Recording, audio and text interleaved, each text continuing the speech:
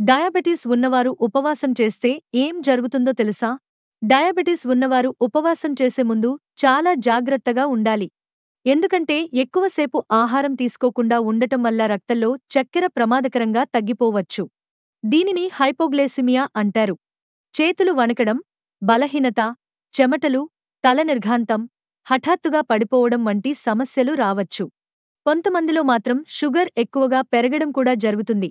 ఎందుకంటే శరీరం స్ట్రెస్ హార్మోన్లు విడుదల చేసి గ్లూకోజ్ను పెంచుతుంది.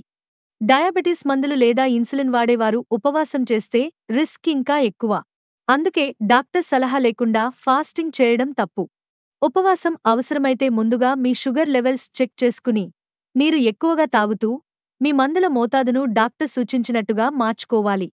ఆరోగ్యం కోసం అవసరమైన జాగ్రత్తలు తీసుకుంటేనే ఉపవాసం సేఫ్గా ఉంటుంది. ఇలాంటి మరెన్నో ఆసక్తికరమైన సమాచారం కోసం మా ఛానల్ను సబ్స్క్రైబ్ చేసుకోండి.